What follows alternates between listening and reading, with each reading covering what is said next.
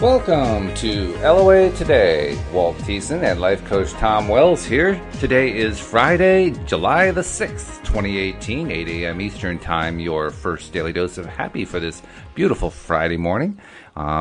Second to last daily dose for the week, because we only do Monday through Friday twice a day. We do one on the weekend, so that's always good. But Saturdays, like, there's this void. There's no daily doses on Saturday, so I go through withdrawal symptoms every Saturday as I go out and have a great time. But still, I get used to this. Well, are you working too hard, Walt? No, I'm just not. I'm living on the fact that I enjoy doing these podcasts, and I like the feedback we've been getting from listeners, and I like the feedback I get from you guys, my co-hosts, and I mean, everybody's getting so much out of this. So, I mean, that was kind of my backhand way of saying, I love the fact that we're getting so much out of these podcasts. It's great. Oh, good. Yeah. I went to the hard work thing because that's the topic for today. So. Well, we'll just jump right into hard work. On my mind. It's all about the work. Here we go. Dig right in. Perfect topic for Friday. This should be the Monday. It's the Monday topic, yeah, exactly. Okay, crack that whip. Yeah, so, well, I take it then that you've had some ideas on your mind in this regard over the past week, but have you had good stuff happening this week? Has it been a good week? Oh, yeah. There's always good stuff happening. I mean, somebody was asking me or something the other day about how much she was saying, it was a client was saying she wants to be happy 98% of the time, and I'm thinking, that's a good goal. Yeah. Yeah. She wants to feel good. She wants to feel good. Right. And I thought, yeah, well, me too. And then, so I don't know if somebody had asked me or I was just thinking about it myself that, how much of the time do I feel good? And I was thinking, well, actually, I feel good most all the time. And, because there's certain things that I'm struggling with, I guess you could say, that are the reasons that I come up with the topics I come up with for the podcast, because each one is addressing something that's right. coming up in my life as well as the life of my clients. Sometimes it's been, I realize that I'm not different from my clients. I only attract to myself people that are dealing with similar things that I am, because that's the law of attraction. It couldn't be any other way. I mean, I was telling somebody yesterday how we anybody that's showing up in our life is reflecting something to us. We did that series of podcasts about that because Abraham had said a lot about how every single person is really there somehow by invitation, you might say, to reflect something back to us. Oh, yeah. Yeah, that's true. This woman I was talking to was having a hard time believing that, because why would I attract a person like that? Well, I think we've all asked that question at one time or another about a person, about a career, about a situation or circumstances. I mean, all kinds of things. Event, right? Yeah. We're constantly attracting everything, and that the thing is, I guess I came up with this topic of hard work because I feel like in a way I am attracting ease into my life and lots of abundance and ease. And on the other hand, I'm working really hard to get it. Yeah.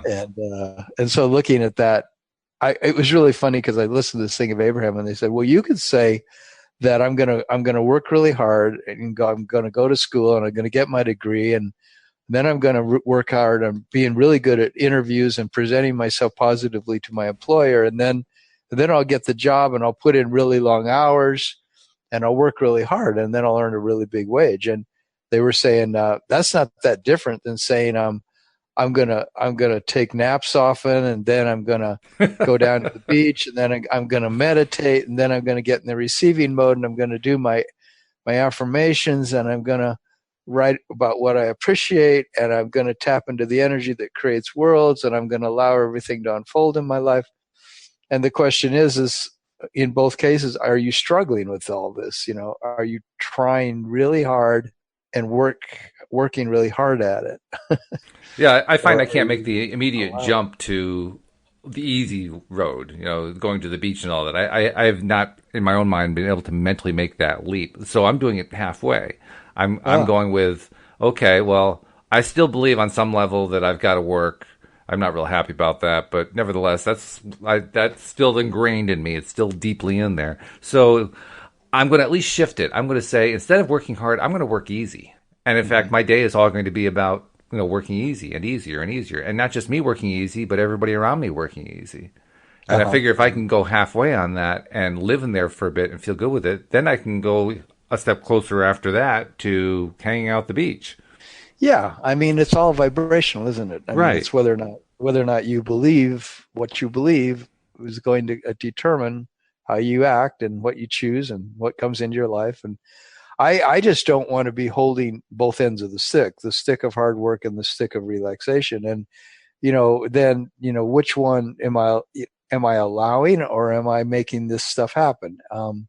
But of course, I'm an actor. I'm a player in the whole thing, so I must be needing to do something. Obviously, we know there's that big question in law of attraction: is when do you need to do action? We did a whole podcast on that a few weeks ago. Right. When do you need to apply your hard work and your action, and when do you need to sort of do a little bit more napping, a little bit more walking on the beach, and letting these things manifest for you because you're in a place of allowing. And I love the fact that they always say, Abraham is always talking about the energy that creates worlds. Are you letting the energy that creates worlds work in your life, and how much? And of course, they say start with small things. You can't necessarily immediately create all of your income by just allowing the energy that creates worlds to just let your money flow into your life.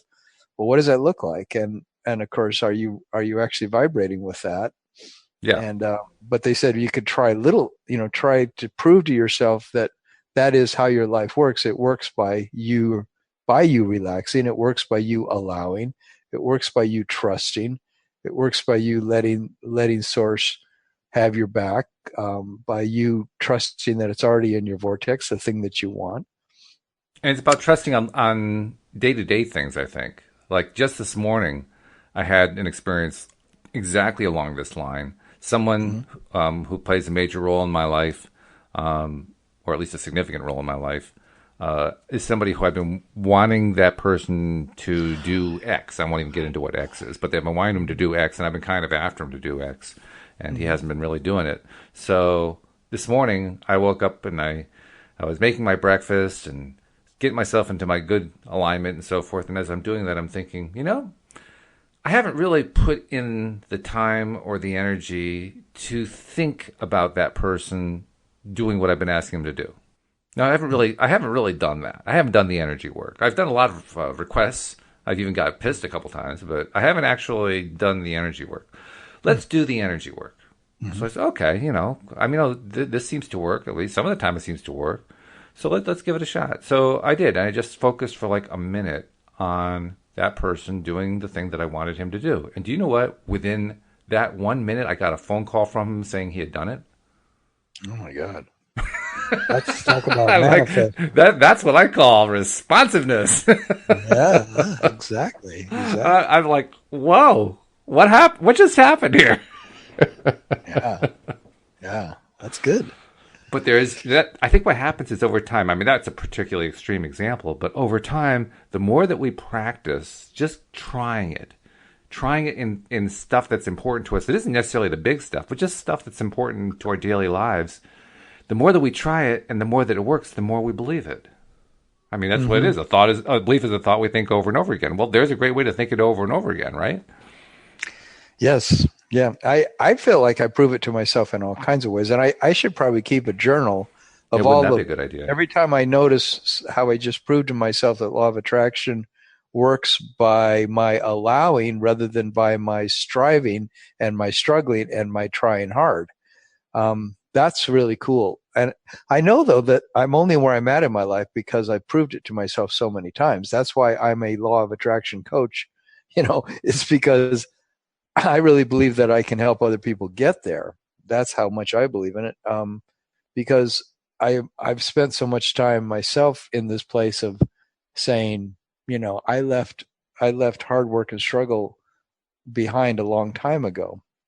But I must also admit that I'm still learning what it's like to really let everything come from that place of relaxation and ease and trust and fun, right? And Hmm. letting it truly be, watch my money roll in from that, watch everything. But I mean, I've literally watched every client I have has come from really clearly to me when I've been in that place of believing that I'm a very successful life coach. Mm-hmm. And the Yeah. more that, and really enjoying it, like when so many clients have come when I'm in the midst of a session and I'm really having a fantastic time with a client. And then someone will go to my website somewhere in the world and sign up for a free session and they'll end up my client, or they won't, but they often will. And that's like, I'm always just going, yeah, there's some little thing I'm doing that just lets things work.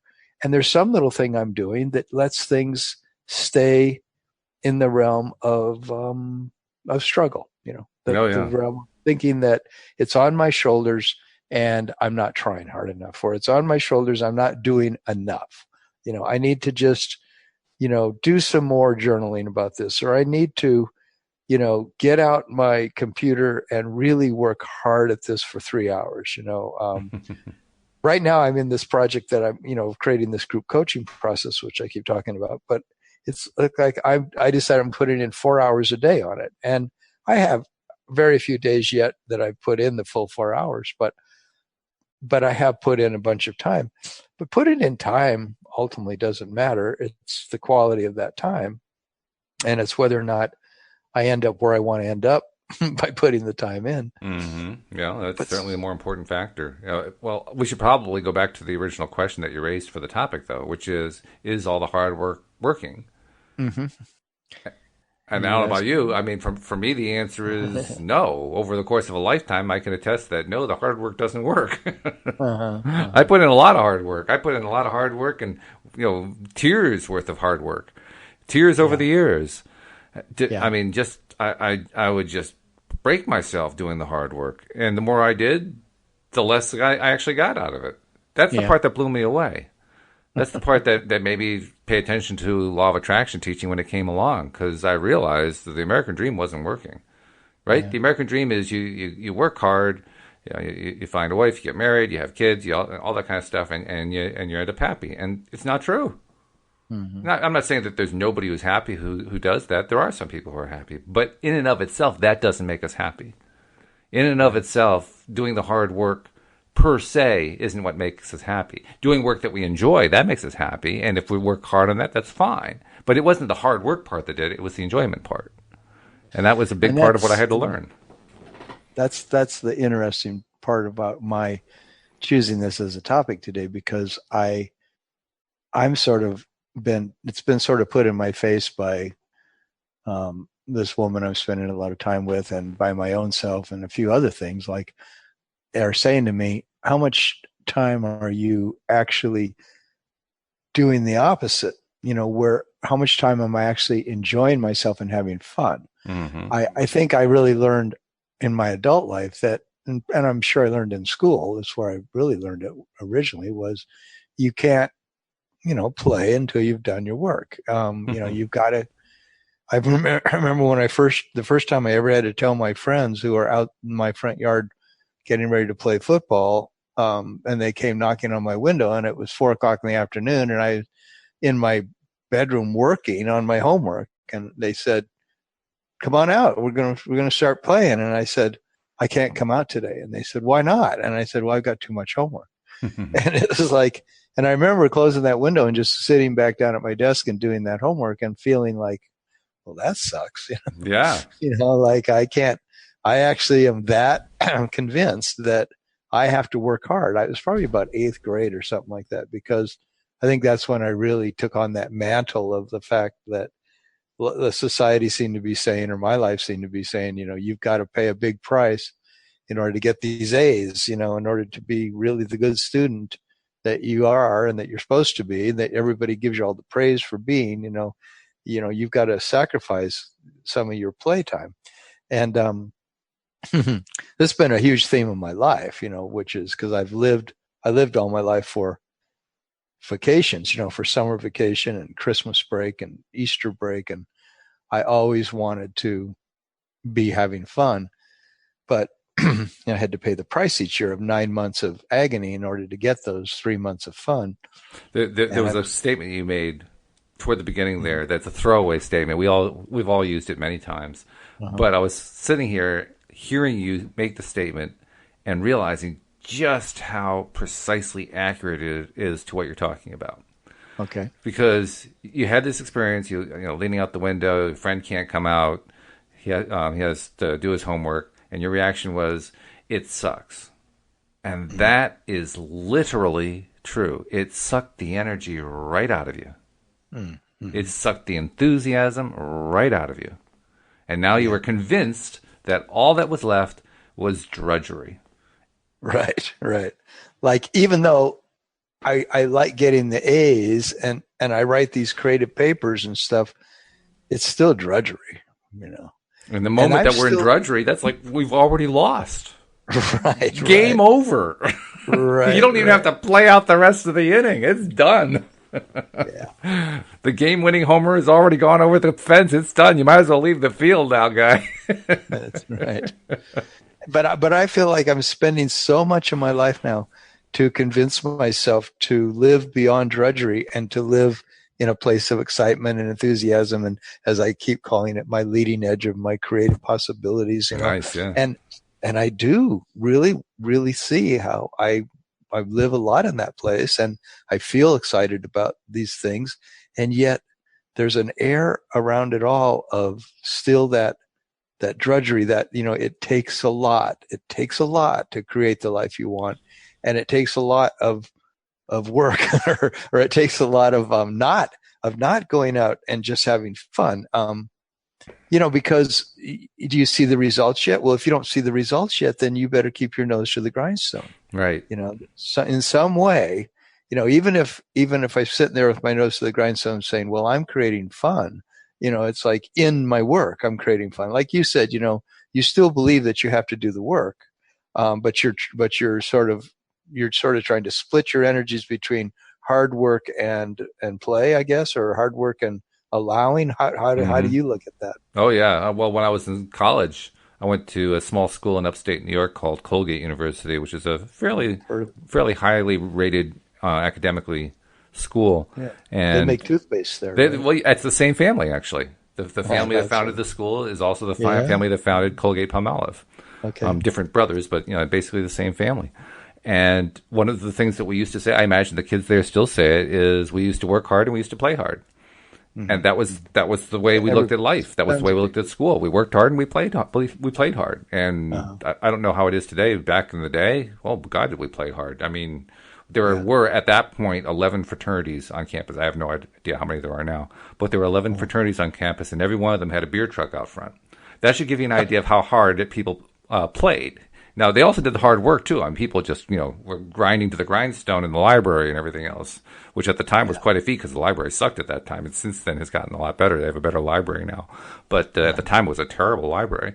So, I mean, but that didn't stop people. I mean, these were go-getter types. These were people who went to Colgate were people who were just not quite able to get into the Ivy Leagues. It was like one step away from the Ivy League school. So you got some pretty smart people there and pretty aggressive people. I mean, I can tell you one for sure who fit that profile perfectly. He was a guy who lived in my dorm. He was 1 year behind me. Very quiet. He's kind of asocial too, not a really nice person in some ways, but he was he was so driven to work. And he actually didn't play very much at all, but he worked, and he became the president of the New York Stock Exchange. Oh, wow. So he got where he wanted to get to, and he's very wealthy and so forth. Yeah. Now, here's the question, and I have never seen him since school, so I really have no idea what's going on in his life. But the question I have is he happy? Yeah. Because I have a lot of doubt about it. Mm-hmm. I mean, he has all of the trappings of being happy, I'm sure. I'm sure he has a nice home. He's got the lovely wife. He's got the 2.2 kids. He's got the great retirement set up. He's got all this other stuff. But is he really happy inside?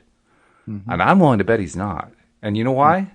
You know why I think that? Because he wasn't happy when he was doing all the work as a kid. Yeah. Yeah, I mean, we know that from our own lives that the patterns that are etched in us, so to speak, the patterns we grew up with, those belief systems that we played out into creating them into habits are very strong. And that's the main thing with me in law of attraction and with the clients that I work with is everybody's dealing with those patterns. And the question is, can we change those patterns by learning this law of attraction stuff? Can we learn to relax? Can we learn to allow? Can we learn to trust? Can we learn to play? Mm-hmm. Can we learn to let things come to us rather than us feeling like we have to create every single thing we get by our hard work? And to me, this is kind of like the fundamental question behind, do you have the relationship you want? Do you have the work you want? Do you have the money you want? Do you have the health you want? And, if we're working at it all the time and feel like, it's really determined by every little choice we make and every little thing. Well, that's true, but how much do we let life, God, as I put in the little thing today, some people call it God, some people call it the universe, some people call it source, love, life, are we letting it help us? Are we letting it show us? Are we letting it guide us? Are we letting it infuse us with possibility? And from that, watching miracles happen, watching things come to us, watching the right people show up, watching the right events show up, watching the right circumstances unfold that we want to have happen when we're going, my God, this is incredible. Just like your friend called you when you put that focus right there. Yeah. My clients show up when I'm having a really good time, not when I'm worried about clients. In fact, what keeps clients away is worrying about having Absolutely. Clients. Oh, yes. It's like, and I learned that when I had my nose to the grindstone. I mean, I did the grindstone game for 30 years and got nowhere. And in the course of getting nowhere, I over and over and over again experienced exactly what you just described, where I would worry about whether or not I was going to get clients. And when I worried, I didn't get any clients. It was only on those occasions where I either just kind of threw up my hands or asked somebody for help or tried to change what I was doing in some way, even if I changed it in a way that wasn't true to the law of attraction because I didn't know law of attraction theory. It was only when something like that occurred that I would get some clients. And I still wouldn't get enough to actually turn it into a highly successful career, but at least I would let go of the worrying for some period of time and some clients would come in. Yeah, you could almost see that you were getting the results in the direct proportion to your ability to let go of worry, but to the degree that you still held on to your angst around it and your concern and your fears, it would block, right? Exactly. The amount of clients and the amount of money that could flow. Oh, yeah, in a huge way. Money actually seems to flow from non-striving or from non-worrying, And then to make life interesting even into a greater degree, I would find that those clients that I did get would do two things almost every single time. They would, A, not want to pay very much money. Yeah, of course. B, make my life miserable while I was providing really great service to them, not appreciate it, and then C, ignore my advice and either fail or go off and spend a whole bunch of money on somebody else and fail at that, or, on the rare occasion, take my advice, not pay me to actually carry it out for them, and make out. So every time I lost. Wow. Even when I got a client, I still lost. And you attribute that to your vibration. It was all me. It was all me. Because even when I had the client, I was worrying. Even when I had the client, I was like, oh, God, I was in angst all the time.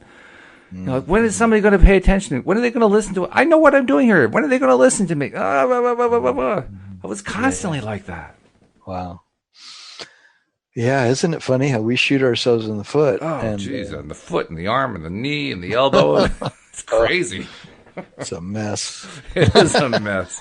Well, there's another way to do it, and that's why we have this podcast. There is, yeah. It's funny, too, because I've been doing the podcast now. We are both learning still. We are learning. And as of September, I will have been doing the podcast for 6 years. And it's amazing how much I've learned during that nearly 6-year process. And it's still also amazing how much more I have to go to learn. I mean, we talk about this in minute detail, granular detail. And I get 5 different perspectives from 5 of you guys co-hosting with me. And I'm still learning. I'm still finding, and it's always the same stuff coming back to me in a slightly different way, in a slightly different take. Like, well, that's what we talked about last week, but why am I seeing it differently now? Why am I experiencing experiencing it differently, and yet I do. It blows me But you're away. happy about the process, I right? am. I love the process. This is a whole lot, and And it's a whole lot better than what I used to be. My process used to be worrying and angst and anger and frustration. Now my process is hope and getting better and enjoying it. And like, oh, this is fun. Yeah, a whole lot and better isn't process. that called step 5 of That's Abraham's? right. Yes. As they said, when Step you're five. able to be in the contrast and yet be happy that you're in this learning process. And it comes down to that whole thing is there's no happy destinations without happy journeys. And I've heard Abraham say so many times, and I agree that the real trick of everything is to enjoy the journey, Mm. because the happiness, the destination that you want, like that amount of money or that perfect state of health or that ideal relationship is going to come. But it's, did you have fun when you were dating? Did you have fun when you were overcoming the health thing? In the sense of like, did you learn to flow? Did you learn to enjoy the fact that there is no such thing as perfection, and there is no such thing as a moment in time where you will finally be perfectly happy, because you reach that moment and then something new is spawned, something new is created from the fact that you've achieved something. Then you want, your expansive nature wants the next most wonderful thing after that. And then they say you're thrust back into contrast by that situation, because suddenly you realize, well, now I'm going to go for that, but I'm going to need this and I'm going to need this, and I don't have this. And you know what I'm saying? I know what I you're mean, saying, and I've heard them say that too, and it's what I've said for quite some time too. I'm beginning to move into a slightly improved mindset. I'm not there completely, but I'm moving toward it and starting to move into it. And that mindset is, even when the contrast is happening, I can still be happy with it. right. That's a hard one, because that Yeah. sure flies in the face of what we feel much of the time, especially when we're first trying to learn how to apply this stuff. Yeah. But I'm beginning to realize it's really all about how much can I enjoy what's going on, even when I don't like what's going on. Mm-hmm. That, Yeah. and that's hard. That's just plain hard. But the more that I've learned this stuff, the more I have discovered there are times when I can do that. Mm-hmm. I mean, sometimes I just sit back and laugh.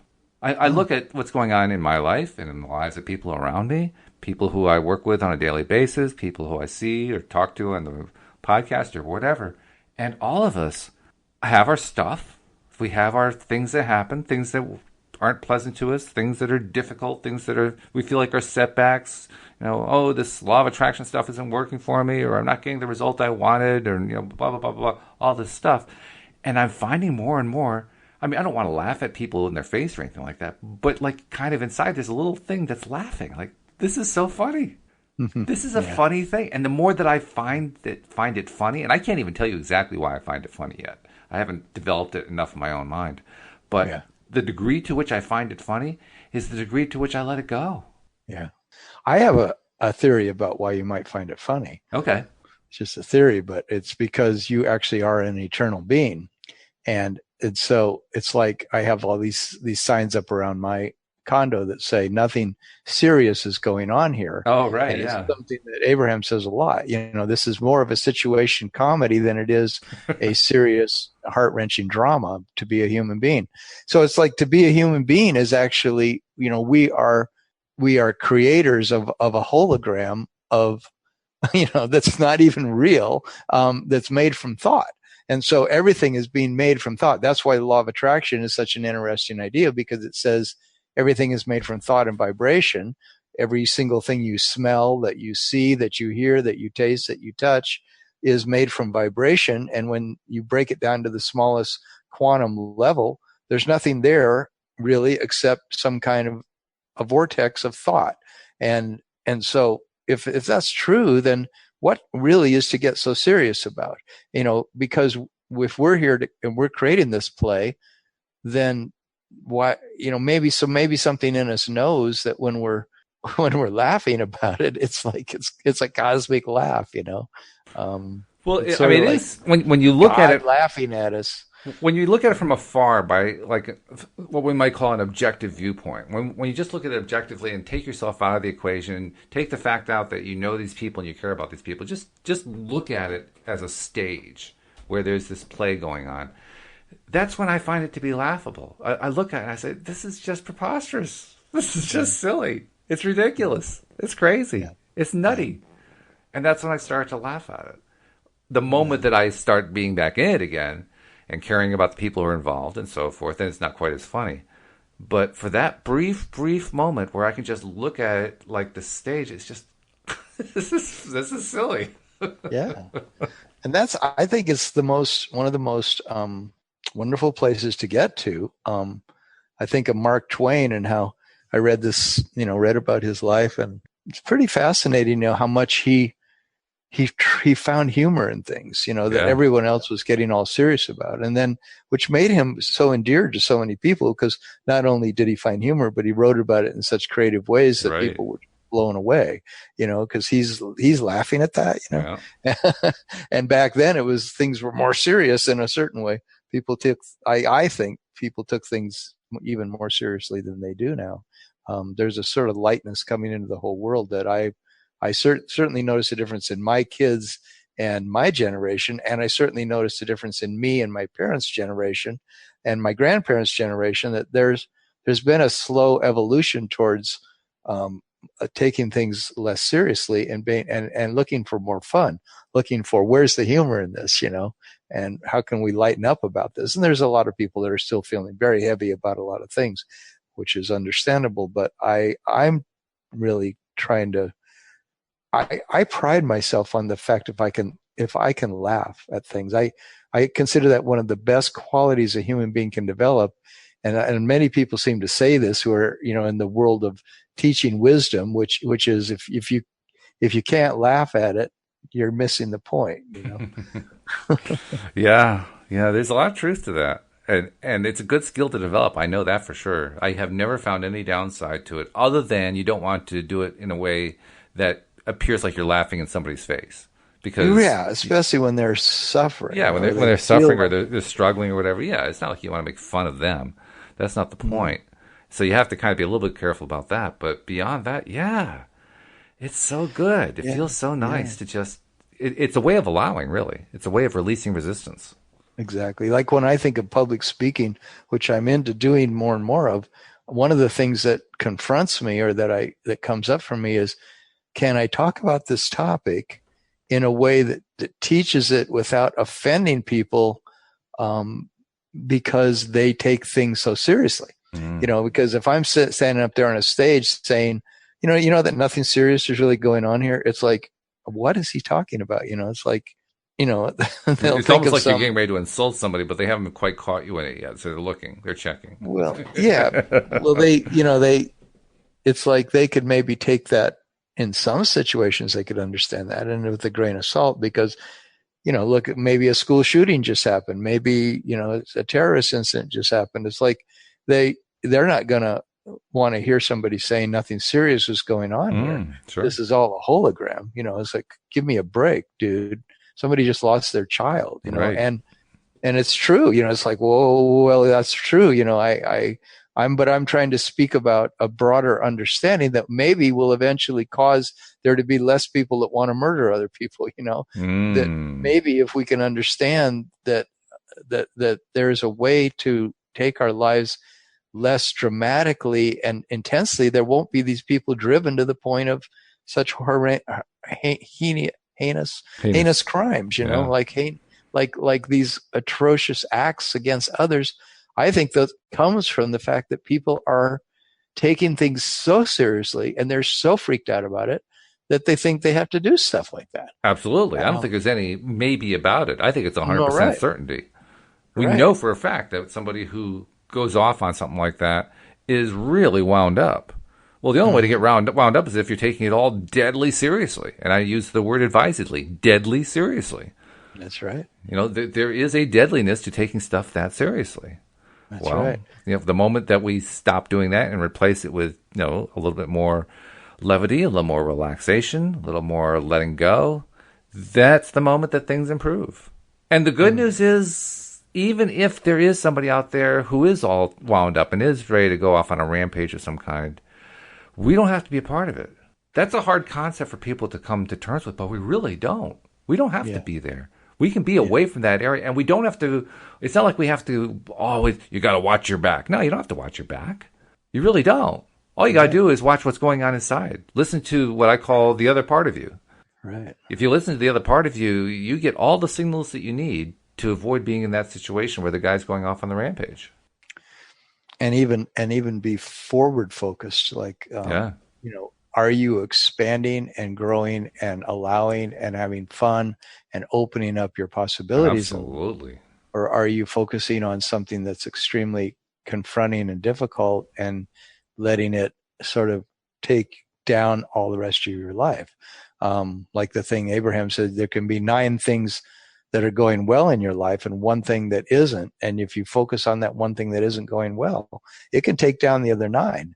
But vice versa, if there's 9 things that are going bad and you've got one thing that's working and you're enjoying it, and you focus on that one thing that's working and enjoying it, it can begin to lift up all those other areas of your life. And The way I like to look at it is if you've got 9 things that are going well and one thing that's going badly, and you have been focusing on what's going badly and you want to change that, you only have to change your focus to at least one of those things that are going well. It's better that's if you right. focus on more of them, but you only Uh-huh. have to change it to just one. Just Mm-hmm. changing it to one means you're no longer focusing on the thing going bad, and that's enough. As long Mm-hmm. as you continue with that, that's enough. Yeah. And it all comes down to whether or not my bottom line belief is that the universe is designed with good to actually triumph more than the things we call evil or the things we call struggle, the things we call turmoil and darkness and pain and agony. Like is the universe designed to actually work? And if you just look around you to every single tree and plant and lawn of grass, you can see that there's something working really well here. Oh There's yeah. there's a lot that's working. There's somebody was telling me the other day that she believed that I guess she was advocating for the fact that there's a lot of things that are really messed up in the world. You hear people say that often these days. They're saying, I really catch it when I hear somebody on the news or a friend or anybody say, it's often a teacher of some sort. They're going, we all know how you know how much the world is in turmoil today. We all know how many things are deteriorating and how bad things are. There's never been this bad. And every time I hear those kind of statements, I think, are they really taking score of all the good things or just the bad things? Yeah, and you know what the And answer is. They're not scoring the well, good things at all. They're ignoring them that's entirely. right. That's right. But this person was saying that the other day, and so I literally got on this rampage for a couple of minutes, or a minute, where I was just saying there are literally billions and billions of things right now in this moment that are working so perfectly Mm. that you have no idea. Well, that old story of your body's made of approximately 70 trillion cells. And if those cells were not all cooperating and all aligned with source right now, you wouldn't be as healthy as you are. Even if you're sick, the vast majority of your body is healthy. Yeah, And isn't you're that going an interesting point right there? Even you got. I want you to repeat that one. That's such a very good point. even if you're sick, the vast majority of all the cells in your body are healthy. That's And they're really all important. working towards you feeling better. Yes. And so it's pretty amazing, that our focus on darkness and pain and the belief that it's I don't know, that it's stronger than love, that it's stronger than all these things that are holding the fabric of life together and keeping the whole universe spinning in perfect proximity to each other, all these planets and stars and everything. But it's happening inside of our bodies constantly, and it's happening out in our yards and our trees and our air molecules and our water molecules. Everything is working It's funny because really, really it is. It's fantastic. working beautifully, and it's funny because you hit upon a word that I pretty much rejected when I was quite young. And that Uh-huh. word is evil. There are a lot of people who believe that there's evil in the world, Right. and when I was young, I somehow managed to come to the conclusion that that was nonsense. There really is no actual living evil in the world. And Right. yet, despite coming to that conclusion, I'm just as inundated in this life as everybody else is, and so I'm constantly hearing from people who talk about evil incarnate and the devil is in the world, and Right. Satan is trying to turn you and all this other stuff. Right. And my mind is in a constant struggle trying to keep that at bay, but nevertheless, it gets through to some degree. Oh, So I am faced with the idea that, you know what?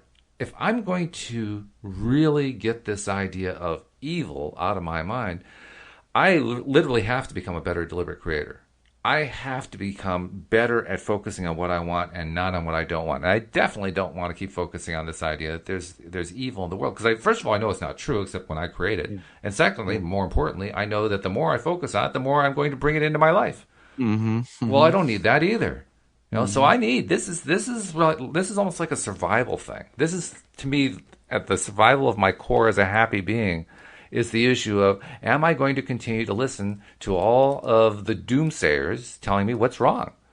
Yeah. Or am I going to change my mind? I get that choice, fortunately. I mean, I'm glad that I have that choice. I am grateful that I have that choice. I'm glad that I finally realized that it's up to me, that it's not something that's just foisted upon me by what is. It's not something I just Mm-hmm. have to put up with.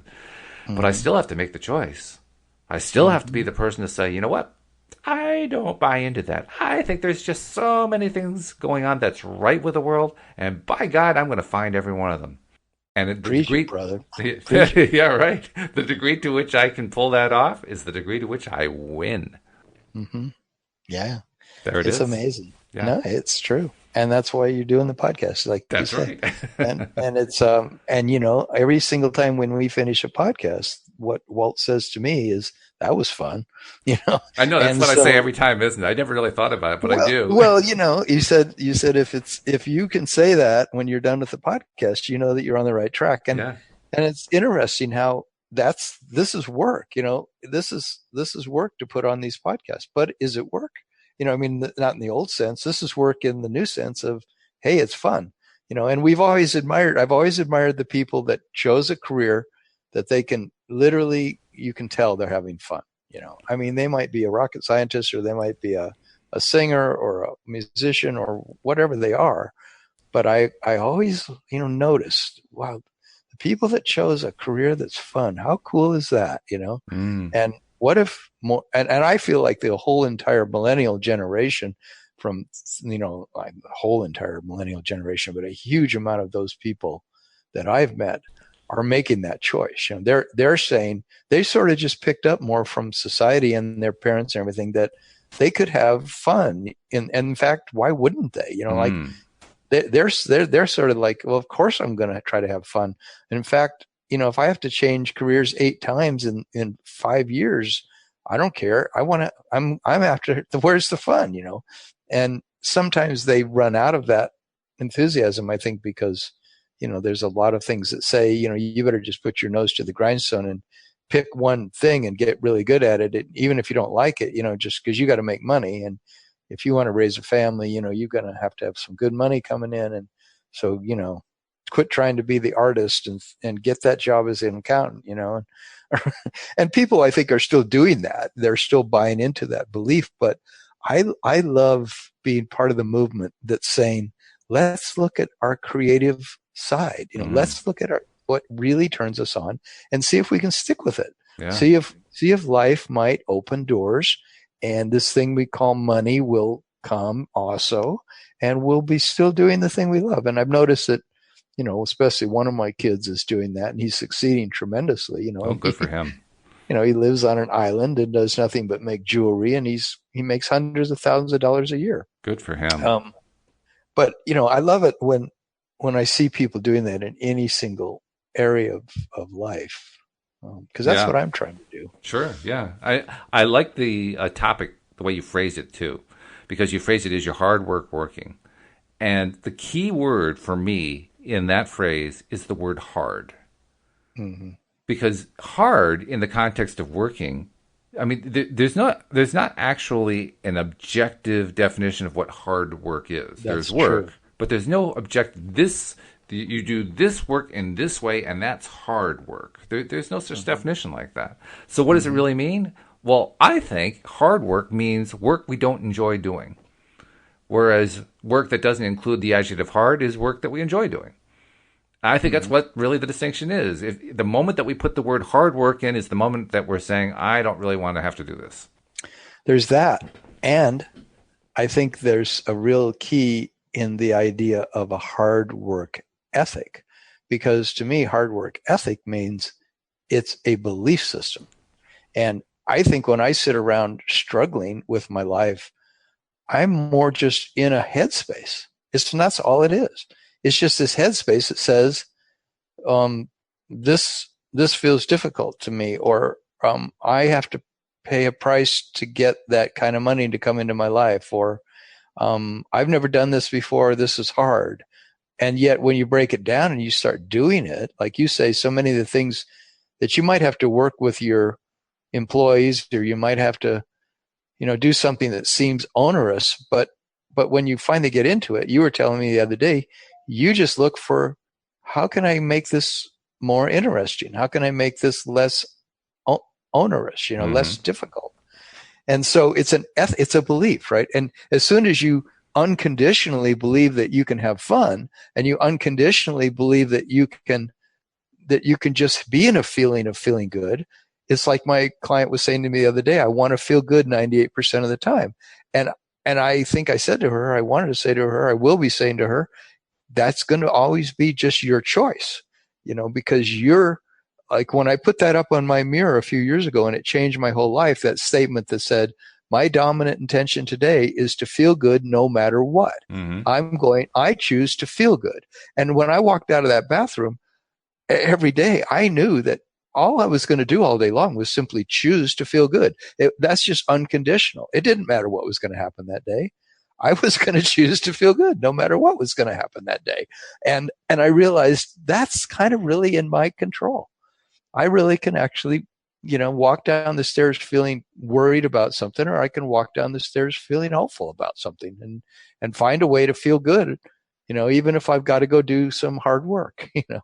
Well, I don't think that's the point. I don't think we have to do hard work. That's the point Right. I was trying to make. I think we can do Right. work without making it hard.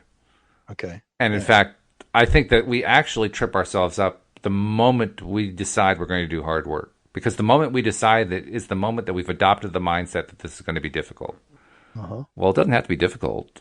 I mean, what's most difficult for me with all this stuff?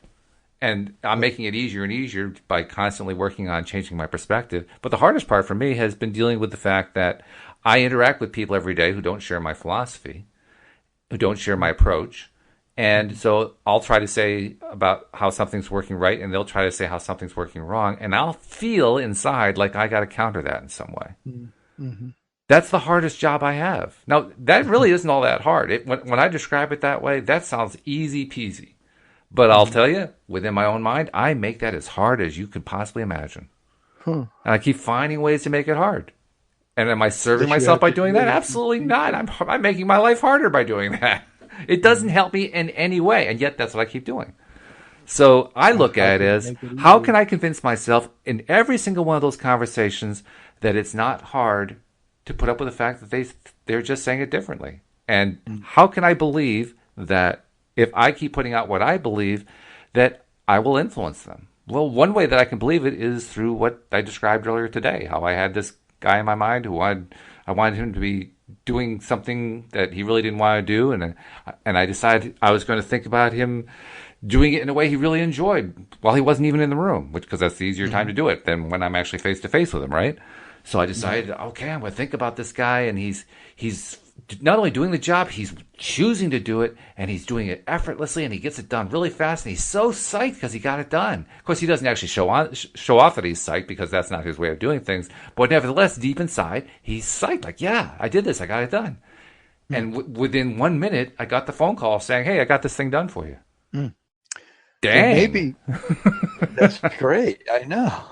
There may be real magic. I mean, literally magic in in imagining other people as healed, as whole, as that magic for the person who does the imagining, as well as for the person that you're projecting that. So whenever we feel like there's something that's out of whack with another person, or they've told us that they're suffering a lot in some way, or we're doing it, to just go to that place of, what would it look like, what would it feel like if this thing was whole again, if I could imagine it as whole, imagine it as healthy, that this situation, this relationship, this my own body, my money situation? What was it like when I feel into how good it feels when things are working really right?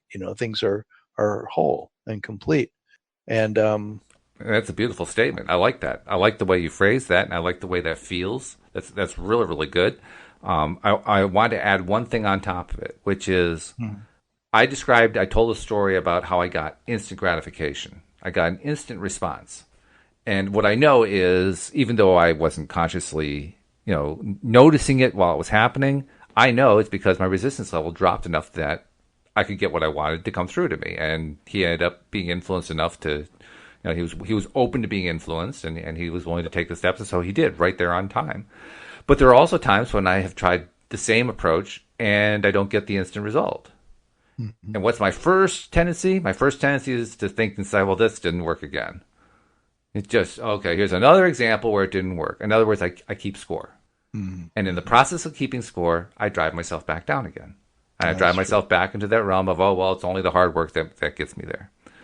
So it's great to do the thing like you were talking about, where you're in that good feeling place and you're thinking the best for the other person and so on and so forth. But you also got to stop. This is what I've learned. You got to stop keeping score. You got to stop expecting that just because it didn't show up this time, but it showed up last time, doesn't mean that it isn't working. It just means my resistance level was higher. And did I intend for my resistance level to be higher? No. No, I didn't intend it. In fact, I probably couldn't have even measured it at the time. I could only measure it by the result that came, looking at the result afterward and say, well, geez, I guess I was resisting this time and I didn't resist the last time. But I don't have to worry about it. That's my point. It isn't about whether the result happened right now. If I resisted, okay, well, it turns out I resisted. I can let go of the fact that I resisted and not worry about the fact that I didn't get the instant result. All I'm interested in over the long haul is keep trying it, keep working it, keep giving it a chance. Because I know that the more that I do that, and the more that I get myself into that better feeling place, and the more that I stay there, the less resistance I'm going to tend to have in any given situation. So now I don't have to actually track the resistance. All I have to do is track, am I feeling good? Am I getting into alignment before I do something? And if I'm getting into alignment, more often than not, I'm going to get the result that I want quickly. Will I get it every time? Doesn't matter. It doesn't matter. All that matters is getting myself more consistently into that better feeling place, because overall, once I look back at it all, then I will see a large trend of improvement. Yeah. Yeah, it's like with all my clients, I find that the main thing I say to them is you're learning how to raise your vibration, you might say. You're learning how to be more and more in this place of allowing, this place where you're vibrating with the thing that you want rather than what you don't want. Yes. You're thinking more about that, you're feeling into that more, but you get there through having more fun. You get there through what do you appreciate about your situation, about this other person, whatever it is that you're concerned about, and you're getting into this place where you more and more trust that the universe is on your side, and this isn't a huge struggle and a huge difficult thing, that it's actually all works. But our vibration has been for so long in that place of fear and doubt and worry and struggle and concern. Yeah. And it's sort of like it's completely up to us to change it. I mean, no one else is going to do it for us. Yeah, but we do change gradually. It's like this guy was talking to Abraham, who was from New England, and he said, I grew up with such a hard work ethic that it's just, I've been trying to practice law of attraction now for a while. I don't think he'd been at it that long, maybe just 6 months, but he was saying his hard work ethic is so strong that he just can't imagine, letting go of enough to allow things to just unfold the way that Abraham's talking about it. So, I know exactly what he's talking about too, because that was me. Mm-hmm. I mean, I'm from New England. I have that work ethic. I know exactly what that's like, and I know what he's talking about. When you're trying to change your thought process in the face of what you've been knowing and doing all along about this hard work ethic, it just smacks you in the face. It's really something. I think I'm going through it too, because that's why I chose it as the topic today, because I notice how hard it is for me to truly have fun. like I talk to my clients about it all the time. And in fact, I have one client right now I want her to make a list of all the things that she does that are fun or that she wants to do that are fun because, she's been feeling the opposite of that in such a huge degree. And for so long, sometimes people, like they'll say to me, I haven't had a good night's sleep in 3 years, and why? Well, because I'm worried. I'm worried all the time. And it's like, oh my God, think of that. I mean, 3 years. Mm. And then I think of myself, people say, when's the last time you went on a canoe trip? When's the last time that I went camping? And I go, oh, 3 years ago. It's like I'm doing the same thing, in a way. I'm not letting myself have enough. I mean, I'm letting myself have a lot of fun, but it isn't near what I really want. I mean, I want to have a lot more fun, but I haven't yet paid the price of all the hard work to get all the money that I really think I need. And therefore, I'm still working at it. And then when I'm done with all the hard work and I have the right amount in my bank accounts, then it's like I can do a lot more travel around the world and a lot more play. This is where I started laughing because what you're describing is what I've gone through, what that guy you just talked about has gone through, what almost all of us go through as we're trying to apply this stuff. And we've all done this. Here you are, you're laying out, I know you're doing this to make an example, but you're laying out all these reasons why everything is so hard. And sure enough, it's hard. It's like, well, duh. Yeah. But isn't it? The thing is how deeply ingrained in us that is, and how much it's going to take for us to let go of it. And we don't want to keep supporting that belief. That's right. What we want to do is look forward and say, well, what would I like to do today that's fun? Okay, like that's what I'm always working with my clients. Well, then, can you do something where you can go general and just go and take your mind off of that struggle? And we look at, well, what can you do? What are the things that you can do to allow yourself to begin to live in a different way and actually believe in that vibration that you're allowing yourself to become part of, and then see the results it brings in your life. And of course, the really great news is that when we try to do stuff like that, it turns out there are all kinds of things we can do. I mean, there's literally an endless list of things that we can do. All we really have to do is just decide to try it and just do it. Just start doing it. Yeah. Just start shifting to anything. I mean, even if you don't know what direction to shift in, this is what I love about Mike Dooley. He says, even if you don't have any idea which direction to go, just start walking. You'll get guidance. You're going in the wrong direction. Don't worry about it. You'll get some sort of message coming to you saying, wait a minute, turn around, go the other direction. It doesn't matter what you're doing. Just start doing it. Yeah. That's the doing way. And there is a lot to be said for that in terms of like, well, if you just don't know how to go out and meet new people, you're only going to meet new people by going out. Yeah, well, I think the doing I was talking about was just come up with some new thought. Okay. It doesn't have to be an action doing. It can be the doing of coming up with a new thought. How do you change the thought? Just pick one. Just pick one. Just make sure it's not one that makes you feel bad. Just pick anything in any direction. It doesn't matter. Find anything. Is there anything in your life that's going on right now that's going well? That's a good place to start. A good place to start is at the refrigerator sometimes, or the pantry. Well, that sometimes too. You want a snack or you want to eat a meal, but you want to feel good. So you say, well, which things should I eat that will be really enable me to feel good? Well, if it's a 3 cookies, or is it the celery with the hummus on it? And 9 times out of 10, it's the celery with the hummus on it. Because if those other 9 times if I eat the cookies, then I don't feel good because the sugar and the extra weight I put on doesn't feel good. And so it might feel good. It might feel good in the moment, but even then it doesn't feel good because I feel like I know what this is going to do to me. Yeah, there are times to work all the ways. That's true. I wish we could keep going because we got a good topic here, but we're literally out of time. So let's pick it up again on Monday. I hope you have a great weekend, Tom. Thank you, Walt. And we hope that you'll enjoy coming back to join us next time here on LOA Today. Goodbye, everybody.